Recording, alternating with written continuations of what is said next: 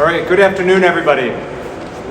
I am so proud to be standing here today with members of the Providence City Council, leadership from Brown University, the Rhode Island School of Design, Providence College and Johnson & Wales, leaders from the building trades, Providence business owners, leaders in our hospitality community, and so many others to formally announce that we have signed a tentative agreement for payments in lieu of taxes that will set Providence on a strong financial future path for the years to come. This has been months of collaboration and hard work across our organizations. I want to take a moment and give special recognition to the city's negotiating team. Providence was represented by Chief Financial Officer Larry Mancini, City Solicitor Jeff Dana, and I want to give a particular moment to thank our Chief Operating Officer, Courtney Hawkins, for her exceptional work in leading these conversations and bringing us to this point today. Thank you, Courtney.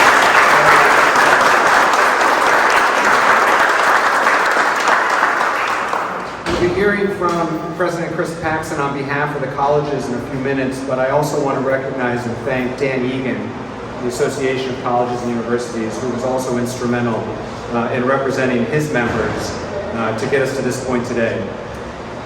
What we have proposed is an agreement that more than doubles the voluntary contributions that were made in the past. We've come to an agreement that sets our city now as a national example for how to better define the relationship between institutions of higher education who happen to be property tax exempt, but are so vital to the success of our city. This new pilot agreement is composed of two parts. The first is an MOU between the city and the 4 private colleges. The second is an additional MOA between just Brown and the city. Through the MOU, again with the 4 colleges, Brown, RISD, Johnson & Wales, and Providence College, Providence will see its voluntary payments from these institutions increase by $92 million over the life of the agreement to a total of $223 million. Additionally, the MOU formally recognizes the many important contributions that these institutions make to our city. From investing in our schools to improving our parks and public spaces to the many, many other ways in which these institutions contribute to making Providence, Providence. And once this new agreement is passed by the City Council, the city will now publicly report these community contributions every year so that city residents, taxpayers, visitors, and members of the university communities know and can see the many ways in which these institutions contribute to the vitality of our city.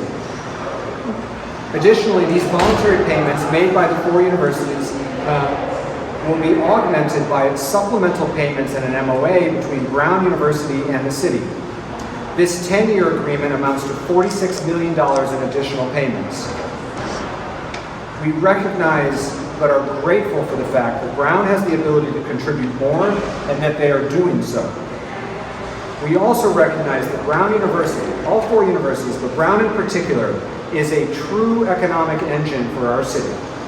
And as we look at growth and development, job creation, intellectual capital, and so many other things that are happening in our capital city, it's coming out of Brown University. So through this MOA, the city will support some of Brown's key priorities, where it is a win-win for the city and the institution. We will support the growth of their life sciences facility and help them become more of a leader than they already are in this space. I want to thank President Paxson, Brown School of Design President Williams, Providence College President Sakara, Johnson & Wales Chancellor Memrooney for their dedication to coming to these mutually beneficial agreements. From the beginning, we negotiated around shared priorities of fairness, equity, and ensuring that Providence has the financial security to sustainably grow. And to make sure, as you've heard from me many times before, that everybody in Providence receives excellent city services. That includes the students, faculty, and staff of these institutions, just as much as it means our taxpayers and our visitors. I'm thrilled that we've reached this agreement that meets these goals, and again, am particularly proud that what we have to present to the City Council is now a national model, and we think one of the best agreements in the country. This is good news for our residents who want to see more value in their tax payments, for the many businesses that want to continue to grow, and for our workforce that is employed, in many cases, by these institutions. I look forward to working closely with the City Council in the weeks to come as they go through their process to properly vet this proposal and hopefully ratify it in the weeks to come. And on that note, it's my pleasure to introduce the woman who will have that next step, my partner on the City Council, President Rachel Miller.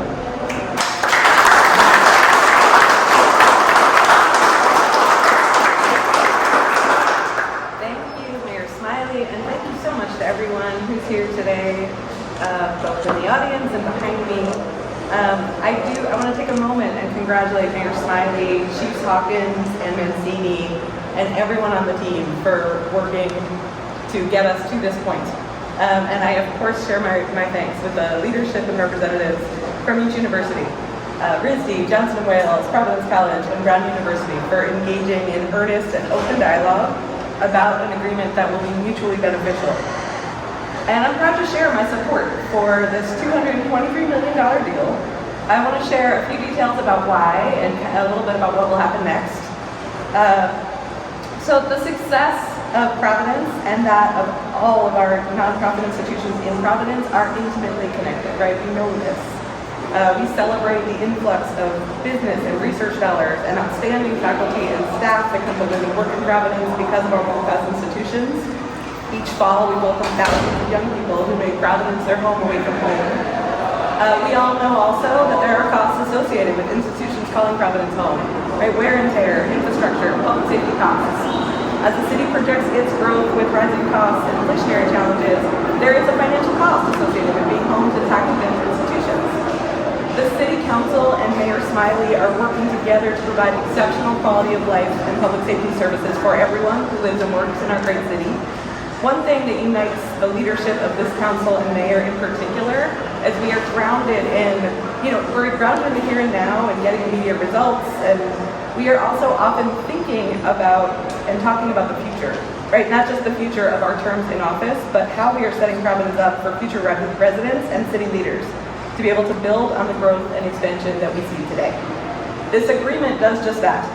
It sets a new era of contributions to the city, of collaboration between the city and university nonprofit entities, both on what we are getting right and what needs improvement as we set up this ongoing working group that will exist between the city and universities on quality of life issues. But also it resets this expectation for what's possible when we work together collaboratively. All told, with projections from the recently passed law at the General Assembly on taxing commercial properties and current university agreements, we can expect an investment of $442 million in the city of Providence over the next 20 years. There is a significant increase, as we just heard from Mayor Smiley, in voluntary payments and community benefits. $223 million over 20 years, 138% of previous pilot university agreements. There is a dollar-for-dollar match in the $177 million pilot payments from the joint agreements for community benefits. And then I'd especially like to point out a change in the agreement that was made late last week. So I had an opportunity to meet with representatives from each institution and several counselors to share a few points of particular concern. One of those was that the voluntary payments increase each year to align with rising costs to the city and our residents. After our conversation, the universities came back to the table with the proposal you see today. So that includes these 5-year escalator costs. So in the first 5 years, voluntary payments will increase by 2% each year. In the second 5 years, they'll increase by 2.5%. In the third 5 years, they'll increase by 2.7%. And then in the last 3 years, so year 15 through 20 of this agreement, they'll increase each year by 3%. I do genuinely want to thank the mayor, the negotiating team, and the universities for including the council even before we get to kind of our public process in these negotiations. We also discussed at that meeting the opportunity that community benefits have real citywide impact, that we take a collaborative approach to the investments we're making, that we ensure that counselors and the administration, city residents and leaders can share which community benefits can make the biggest impact and do the most good. And we'll get to hear about some of that in a minute. Again, I just want to thank everyone who got us to this point. So what happens next? On Thursday, the City Council, at the City Council meeting, will receive the MOU and the MOA, these two separate agreements, and refer them to the Committee on Finance. In Finance, councilors will have an opportunity to vet the agreement, hear back from, feedback from residents, and ultimately vote on them in the form of two resolutions, send them back to the full council, which I expect to happen at some point in October. So I want to thank everyone who's here joining, especially I want to thank some members of the City Council who are standing behind me. We've got Pro Tem Pichardo who is here, Councilwoman Althea Graves, and it is now my honor to introduce my partner and counselor in Ward 10, Pedro Espinal, who will speak a little bit more specifically about community impact. So thank you all.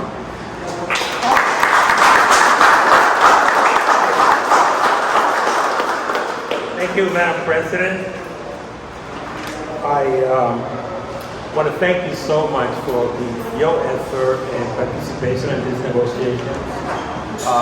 Mayor Smiley, you've done a great job. Thank you so much for coming, bringing this together and producing this wonderful news today that it is for all of us. To be represented for the different colleges and universities that are here today, of course, this would have never been done without you. Thank you for being at the table and thinking about our residents, our city, our taxpayers. I think you guys all deserve a big round of applause because you did a great job and you really brought this together. At the beginning of new administration, we knew that we were going to have to come together at some point to produce great results for the residents of Providence. So this plan that we have here today, this agreement, this deal that we have put together, it is exactly that. And more than that, what we were getting before, it brings hundreds of millions of dollars in community benefits. That community benefits is very unique and special to me, as I represent a community and ward that has a university, Johnson and Wales, and also I think it's the only ward, the only community in our city that you can actually go from pre-K all the way to the 12th grade. We have an elementary school, Roger Williams Middle School, and we also have a couple of high schools. And we also have Johnson and Wales. So you can actually move to my district, have a family, put them through daycare, pre-K, and at the same time, watch them grow and develop and get a full education. That is what's special about my district. And which is why this community benefit and community contribution is so important. I mean, when we talk about investing in nonprofit, we talk about parks, open space, and also education K through 12, and everything that is detailed in this plan, you can see where our community is actually going to benefit. So that's why I'm so supportive of this measure, and I'm going to tell you that I'm going to work 300% with my council president and my colleagues to make sure that this makes it through the council. I thank you so much for being here. Thank you so much.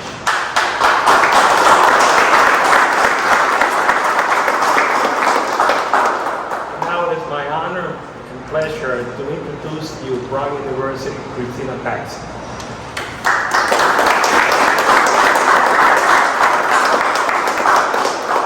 Thank you very much for that introduction, and I want to begin with thanks, as others have, to Mayor Smiley and his team, to City Council President Rachel Miller, and the other city councilors who are here today, and especially to my fellow college and university presidents and their negotiating teams who worked very hard in collaboration with the mayor's office to get us to this point.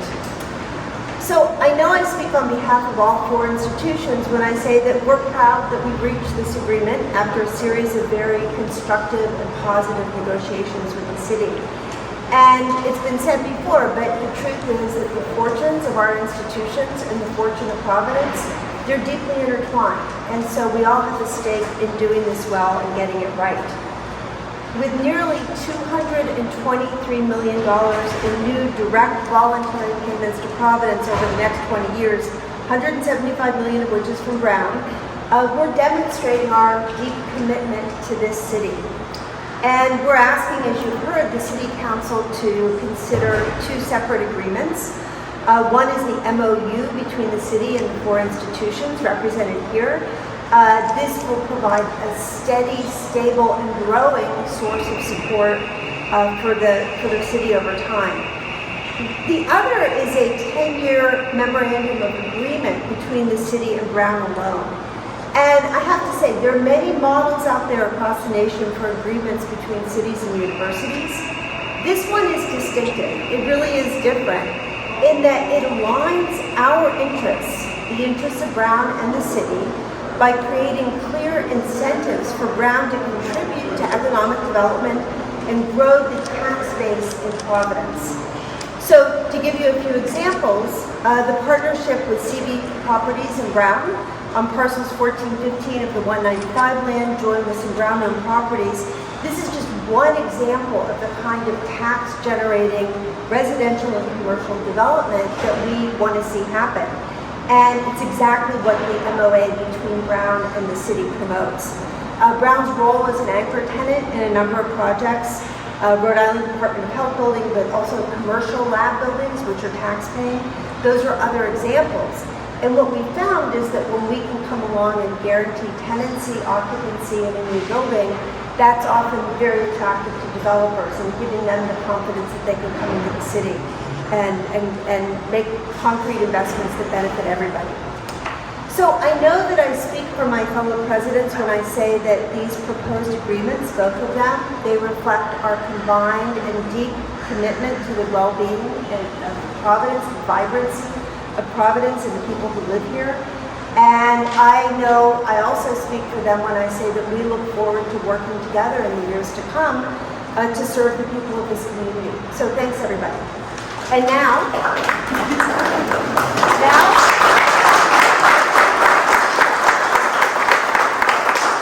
want to turn it to Local 1033 Business Manager Ron Coya. Thank you.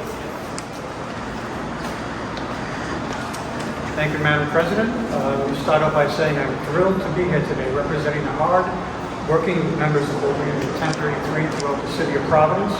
This historic agreement more than doubles the financial contributions the city will be receiving from the city's private colleges and universities. The money goes directly towards maintaining and improving the multitude of city services that Providence residents and local businesses depend upon every day, and that we as members of Local 1033 are very proud to provide. This is not only good news for all that live and work and visit our great city, but it is tremendous for the men and women who are the backbone of these critical services that I am proud to represent. With this new agreement, we are assuring that we will be able to provide higher raises, better working conditions to our friends and neighbors who work every day, day in and day out, to ensure the city meets the needs of the community. I am strongly supportive of this proposal, and I want to thank the mayor and the leaders of all these institutions for coming together to build a better deal for Providence and the workforce that supports the city. Thank you very much.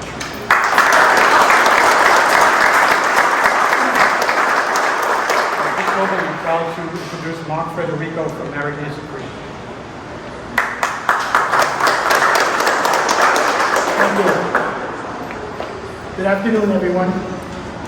Mayor Smiley, I deeply appreciate the opportunity to join you today to celebrate this good news.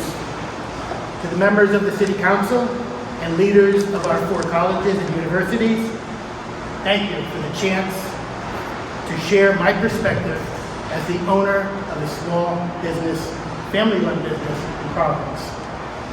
My name is Mark Federico, and I operate Narragansett Creamery, which I founded in 2007 with my family and Luella Hill, a Brown University graduate. We produce award-winning cheeses and other dairy products right here from our facility near Wells Avenue in Olneyville. Today, We sell our foods not only in Rhode Island stores, but Massachusetts, Connecticut, and New York. That's not always been the case. We started small and worked hard to grow our business and make sure the Rhode Islanders we employ share in our success. So how did we get there? In no small part with the support of the colleges and universities. As just one example, Brown University purchases about 75,000 pounds of shredded mozzarella each year. Even with the healthy options they have, pizza remains a dining hall staple. While we supplied small quantities of artisan cheeses to Brown initially, we could not meet the full demand because we just didn't have the equipment. Rather than drop the request and find a large, national, out-of-state manufacturer, Brown's dining team insisted on staying local. They found a grant opportunity that helped us land a $250,000 New England Food Vision prize to support our growth. We purchased an industrial cheese shredder, and today we deliver tens of thousands of pounds of pizza cheese to Brown, RISD, and other universities, as well as K through 12 schools. We even teach cheese-making classes at Johnson & Wales as they train future generations of culinary professionals. As a small company, when you have partners like Brown, RISD, Johnson & Wales, and Providence College, you can count on the steady stream of business they provide. That means you can purchase the right equipment, hire the right people. It means we can provide jobs and we have a steady cash flow. Quite simply, our relationship with local colleges and universities have given us the confidence to grow our business. I've seen the important role the schools have played in making the city of Providence a major food and cultural destination. I know the voluntary payments in the agreement announced today are important in supporting the city financially, but just as important is the role these universities play as an economic engine for the city, its residents and businesses like Narragansett Creamery. They inject hundreds of millions of dollars into the local economy each year through their purchasing power, and their students and visitors spend tens of millions locally. I'm glad to be among the businesses with a productive relationship with our schools. I thank all of you for your work in making Providence a vibrant place to live and work, and I thank you for the opportunity to speak today.